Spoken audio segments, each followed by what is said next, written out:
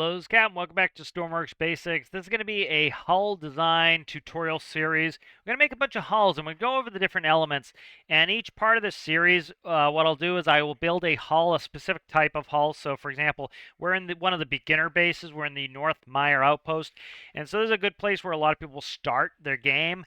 And so you'll be able to go through this series, and what we'll do first is we'll build a hull. I've been seeing a lot of posts on Reddit and elsewhere, people struggling to kind of get the fundamentals of hull building in game, and so we'll go over that, and then we'll go over things like balancing and stability and how you want to use your center of gravity and your center of pivot, your center of thrust, work all these things to get your boat all balanced up so that your boat, for example, prefers to stay upright so it doesn't roll over, it doesn't tilt, it doesn't oscillate excessively. If you get your boat to be inherently stable, that means it wants to sit upright. It does not want to rock back and forth. It does not want to pitch up and down.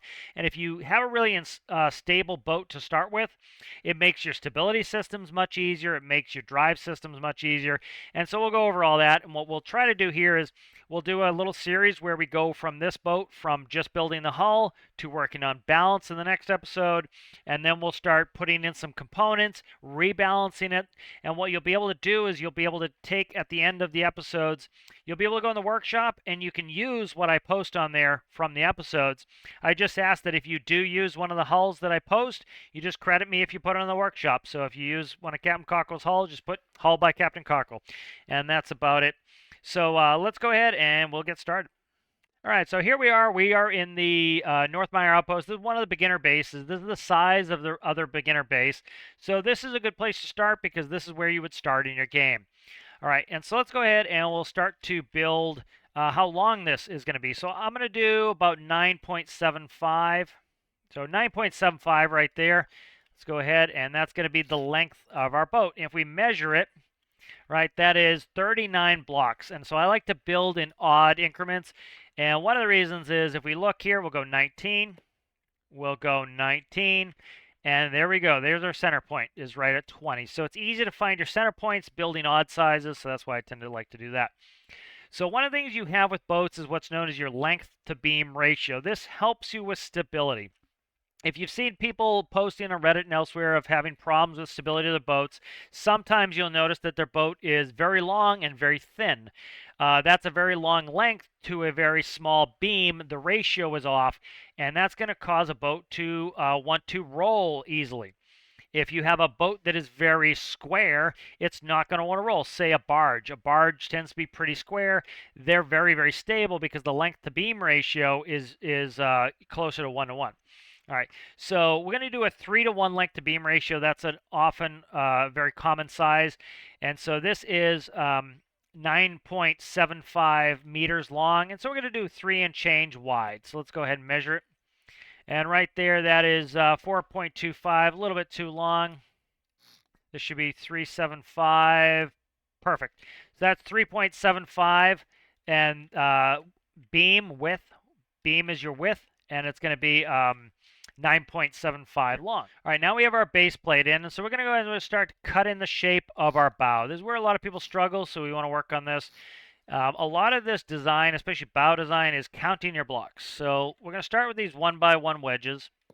All right, and then we're going to start tapering, so I'm going to cut out 2 and 2, and we're going to use 1x2 wedges. There we go. And we're going to taper again. So we'll cut out 4. We'll use 1x4 wedges, and we'll cut another 4 there. We'll go ahead and we'll grab 1x4 wedges, real simple like that. And now we have a nice tapered, shapely bow to our boat. All right, real simple. All right. Next thing we want to do is you kind of want to decide to rake your bow, how sharply it's coming down. Now, especially on smaller boats, I don't want a very sharp rake. I don't want something like that. I'm leaning more towards a 1-2. So let's go to a 1x2 wedge. And let's just pull this down by 2 blocks. All right, and we'll delete this filler block. We don't need it. Now, this is where a lot of people struggle is they will build blocks that are not compatible with one another. And one of the ways you can get around this is to count. And so what we want to do here is let's just simply count. 1 by 2. That's what we need. So we're going to go to pyramids, and we find the 1x2 pyramid. That is, it couldn't be simpler than that. We're going to grab the 1x2 pyramid. We're going to drag that forward. Bingo, done. Next, we're going to count again. We have 1, 2 by 1, 2, right? That's a 2 by 2. So we're going to go in here and we're going to find the 2 by 2 pyramid right here. 2 by 2 pyramid. I'm going to go up to the 2 here and I'm going to put our 2 by 2 pyramid in there. Done. We're going to count our blocks again. 1, 2 by 4, right? That's a 2 by 4 pyramid right there. All right. All right, and we're going to drag that forward. All right, so now we're all matched up. We're going to do it again, right? So we're going to count 1 by 1, 2, 1 by 2 pyramid right above. We'll just control click that. Now we have it. Done. All right, 1, 2 by 2, that's a 2 by 2 again. Drag that. Up here again, we have 2 by 4, so we're going to grab that. Real simple. All right, good. So now we got that going. Next, we're going to start a transition point. This is going to be a smallish boat, so we don't need it to be too tall. So I'm just going to put a filler block in here. I'll just color that pink so I know to get rid of it. And we'll go ahead and we'll put a 1 by 1 block in here. All right. Now this is, I was talking about how people struggle getting blocks to match up. So let's say I drag 2. If I drag 2, we can't get this to match up because we have right here a 1 by 1, and then we have a 2 by 1. All right, but let's look what happens when we put that 2 by 1 in here. All right, so if you drag that down, notice what it does is it doesn't match up. So you would need a 1 by 2. So in this transition here, we're not going to drag 2. We're just going to do 1. All right, there's 1. And we're going to count out our blocks again. All right, so there's our 1 by 1. Let's look at this, 2 by 1. So we grab the 2 by 1 pyramid. 1 by 4. So let's grab a 1 by 4 pyramid. Beautiful. All right, and now let's look at this. All right, let's count. All right, so we have the 2 by 1 we want to do. So let's grab a 2 by 1. And this is going to leave us with a 2 by 1. Real simple there. All right, and we can go ahead in there if we want and delete that pink block. We don't need it anymore. And then we're just going to count again. 2 by 1. So we grab right above it, 2 by 1. 1 by 4. We grab above it, 1 by 4. Real simple. All right, now because this is a smallish boat, we're just going to stop. And it's good to have a flat bottom in game. This helps you get up on plane. This helps the boat ride higher in the water. That's going to allow you to go faster. It's going to allow for less drag. All right, you don't want to build it too pointy. You're not going to get the boat to be able to rise up in the water as much and sit on plane. Right, now what you could do here is you could, for example, grab an inverse 2 by 1 here, and we'll stick it right there. Now you could go ahead if you wanted, and you could put in some, you could put in another 2 by 4 here, and you could go ahead and you could do something a little bit more shapely like this, where it's a 1 by 2, and then you could go ahead and put 1 by 1s down there. I tend not to like to do that, especially with these smaller boats. I tend to like to make them a little bit more square. The more square your boat, the more air ballast you have in there, and that will allow you to have more buoyancy. And so we want to have as much buoyancy as possible. And a lot of this, like, people will spend all day trying to get their hulls to look beautiful underneath the water. It's going to be underneath the water. You're not going to look at it most of the time. So you want it to be very functional in game. You want that extra buoyancy. So I tend to square off a little bit and make that, not try to get that shape as rounded, especially on these smaller builds. All right, let's count again. We have 1 by 4. So real quick, 1 by 4 pyramid. All right, let's count it again. 1 by 4, 1 by 4 pyramid. Real simple. All right, and let's go ahead and we'll fill in this midsection here. All right, good. And now what we're going to do is we're going to square it up here. And then we're going to take 1 by 1s and let's go all the way to the back. 1 by 1, 1 by 1. All right, so there's the basics of our hull. Now you see a lot of people do some kind of funky, interesting designs. So let's go ahead and quickly finish up the bottom there, and let's go ahead like this. You'll see a lot of people do stuff like this, especially new players. Go look at some real boats. You'll see people do this, where they put their prop on the back, and then they'll take a rudder, and they'll stick it and just kind of jab it on the back here. In real life, you have the propeller pushing high-speed water over the rudder, and that gives you more rudder effectiveness. And so I tend to like to build my boats a little bit more realistically, how they would be built in real life. So I'm not a huge fan of that. What I tend to do is build it how it would be in real life, and that's by adding a transom. Now, a transom is an area that's going to stick over the propellers, and it's going to it's going to have the rudders sticking down, so the rudders can be behind the propellers where they belong. Now, we know the rudder block is 3 tall, so what I'm going to do is I'm going to cut in a transom area here that is 3 tall. All right. So we'll just cut all that out. And actually probably go 1 block further here like that. All right. Let's do 1 more. And what I'm going to do is you can do this a couple ways. One, if you want to do it really sharp, which I tend not to like to do, you can go up here with 1x1s and make a real sharp transom. You can do that. Taper off to the transom. Or what I tend to do is I'll do a 1x2 pyramid. This will be a little more gradual, a little bit smoother. And I'm going to go up like this. All right. And so what we're going to do is then, so you see we have that tapering there. And then I'm going to grab 1x2s. I'm going to fill this area in.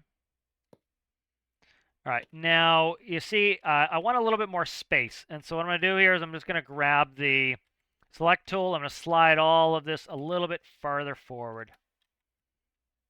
All right, there we go. We're going to cut this, and I'm just going to smooth that forward about to there. I want the rudders to kind of stick right behind there, like right about there. All right, we'll merge that back up. So as you can see, we have this transom area. And so you'll see this is on real boats. They do this. This is so the propellers don't hit the bottom of the boat, that the rudders can be behind the propellers. All right, so real simple. And I'm just going to fill this area in with block. We'll attend to it later. So fill that area in with block real quick. All right, now I tend to like a twin screw. Screws the propeller. This gives me a little bit more maneuverability by having 2 screws, so I tend to like that. It allows me to do some cool things like turn the boat in place. We can rotate it on its own axis by putting 1 screw forward, 1 screw in reverse. You'll see people doing that IRL. And we'll put a couple propellers in here. So we'll stick them here, and this is one of the reasons you have that transom is so that the propellers don't hit the bottom of the boat. So you see? Right there. And then we want to take some rudders. Now this is where I'm going to take symmetry off. If we were to put the rudders right behind the propellers where they belong, and we did it with symmetry, you'll notice that this filled in section here, they're both filled in. And what that's going to mean is when we go to turn the boat, they're going to both come in together. We don't want that. We want them both to turn. In this case, I believe it's to the right. And so what we'll do is we'll go ahead and we'll take off symmetry. And we'll just do 1 rudder at a time, and that means they'll face the correct direction. They won't just mirror one another. They'll both turn in one direction. There we go. All right, good. So our rudders are behind the propellers where they're supposed to be, and we have our rudders under our transom where they're supposed to be, protected. All right, good. Next thing we want to do here is let's work this area here, and we'll just smooth this out. Let's actually go back, and I'm going to turn symmetry back on. Let's go ahead and cut that out. And we'll start to make this a little bit more shapely and look nice. So we'll go ahead and we'll grab a 1x2 here. And we'll grab a 1x1 wedge.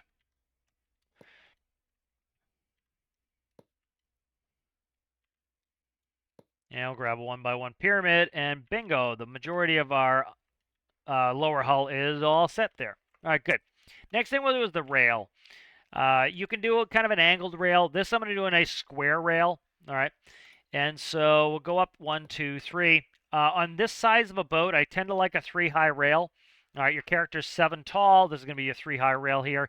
And in boats like this, you tend to have a higher rail in the front on the bow of the ship than on the rear, because as you put the bow through the water, it's going to cut through the water, and you don't want that wave to come up and in the boat because it's going to swamp your boat. It's going to put all this heavy water on top of the boat, and it's going to make it unstable, it's sink. In the game, we don't have to worry about that too much, but you know, so that's why you tend to see these boats where the rail is a little bit higher in the front than in the rear. So it'll look realistic if we mimic that in ours. So we're just going to make a nice square rail on here. And so we'll just take these, just control click them, quickly copy them, make a nice squared off rail here. All right. And we'll just go smooth this out so it looks nice on the interior.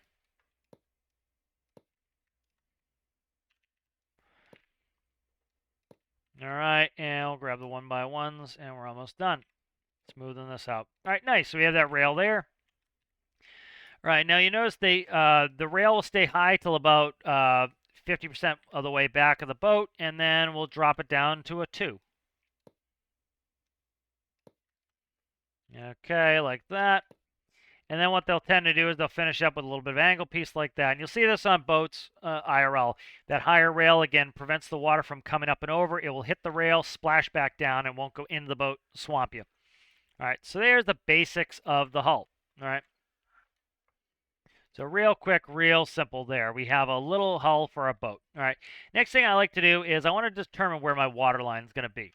I'm going to cut a hole there. That's where my deck is. Now, in game, if your deck is at or below where the water is, you're going to see this water effect washing over the hull. Now, of course, in real life, this doesn't happen because you have all this sealed rail here. If the water could go all the way up to the edge of the rail before water would get in the deck. But in game, they're not going to go through all the difficulty of putting in the physics and the visual effects of where, like, oh, it'd have to go up and over. It's a waste of stuff. The calculations for the water physics would cause a ton of lag.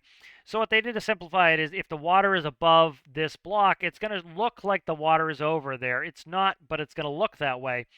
And so what I tend to like to do is I like to tend to put the water line where we want the water to be one block or more below the deck. And that's going to prevent that where it looks like the water is washing over your deck. And so I take a black line. You'll see on real boats that they have a water line painted on the boat. And anything below the water line will often have anti-fouling paint. And anything above will be painted whatever else because the anti-fouling is going to protect it from the seawater and from crustaceans and from algae that will grow on the ship. And anything above is not going to be in the water, so it doesn't need that protection. So there's our water line. So we have our deck line right there. That's where we step on. And underneath here is going to be our water line. All right. So let's go ahead and put it in the water. Now, I tend to build my boats with extra buoyancy in the beginning. This is for a very simple reason is we're going to add a bunch of stuff to this boat, right? We're going to put in engines, we're going to put in fuel, we're going to put all sorts of goodies to run the boat inside of this bottom section of the hull. And so as we add those things, as we add that mass, it's going to, counteract the buoyancy, and it's going to cause the boat to go in lower and lower. So we want to start this boat out with a lot of buoyancy. So let's go ahead and we'll do the world view, and we'll see where it's sitting. Okay, so we want this water line. Let's show you where I want the water line ultimately to be. I want the water line, the bottom of it, sitting right at the water. Right there. That's where I want it. That's going to give us one block of clearance from where the deck is, where we stand on, to the water, so that the water doesn't look like it's washing over the boat. All right, let's spawn it. Now you'll notice the boat is floating very, very high. This is great. All right. This is where a lot of people have problems building their hulls in game is they don't put enough excess buoyancy, so when they start adding all the goodies we want like engines and helms and seats and equipment, that weighs it down and then it sits too low in the water. They've made fundamental design problems for themselves. So you want to make sure that boat has excess buoyancy and is floating very nice and high like this one is doing, way above the water line. And then in the next video, we'll show what you do next. So hope you enjoyed this, and I'll see you in the next one.